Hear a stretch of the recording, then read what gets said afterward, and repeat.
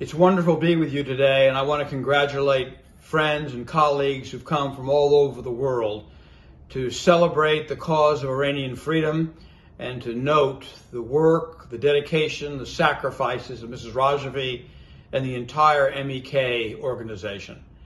This is the first year, and so many I haven't been able to be with you, but I want you to know that nothing has changed in my heart or my mind. I am committed to being a part of this cause and being together with you every year for as long as I'm able until we're all celebrating in Tehran. This year in particular, your presence, the presence of those of you who live in Ashraf, for those of you who come around the world, is particularly notable. It's one more important milestone. A milestone in a struggle that began with the decision to separate from the regime because of the lost freedoms and the abandoned hope of the Iranian Revolution. A commitment that continued into 1988, when tens of thousands of people were murdered for no reason but their determination to bring freedom to Iran and meaning to the revolution. It continued through into the 90s, when the regime successfully waged a campaign to have the MEK inappropriately put on terrorist lists throughout Europe and North America. There have been many milestones, many hurdles. We've overcome them all. The decision to separate from the regime, the terrible struggle of 1988 with the terrible loss of life, overcoming the inappropriate terrorist listings. Each and every one we have survived, bringing us to this point when the movement has never been stronger. Inside Iran, with units of resistance formed in virtually every city and town across the nation, in communication, resistance units ready to take up the cause of Iranian freedom on a moment's notice, with incredible courage. Internationally, from the inappropriate,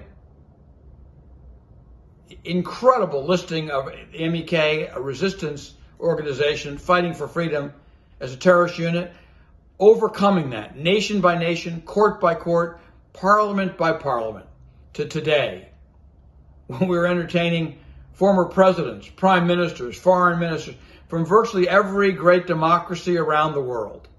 We've gone from the outside to the inside.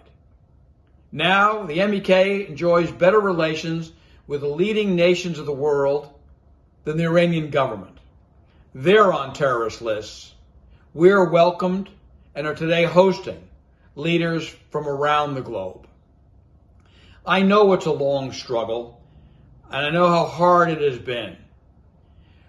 But it's important to take note that the journey through all these years has brought us closer than ever before. And why? Well, because we've never given in. Because the MEK remains the only organization in resistance to the mullahs that has the commitment, the following, the leadership with Mrs. Rajavi, that has never compromised, never wavered, never sought advantage from the mullahs, never sought to share or profit by their imprisonment of the Iranian people. The MEK and Mrs. Rajavi alone. That resistance has earned us a special place in the heart of the Iranian people and a special place in history. I know the struggle has been long, but we've never been closer. Never been closer. As we've now been accepted as legitimate opposition around the globe, as we've now endured all these hurdles, watching the regime's assassins be convicted and go to jail, we're still here. We're still here, standing firm, standing strong. My friends, we will prevail. I will see you next year, whether it's in Ashraf or in Paris or in Tehran.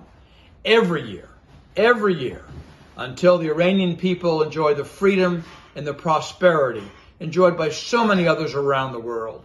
Being Iranian doesn't have to mean that you're poor. It doesn't mean that your children have to be hopeless. It doesn't mean you have to lose all freedoms. Being Iranian can mean, again, what it meant throughout history. A great, proud people helping to lead the world. Thank you. I look forward to being with you all again soon.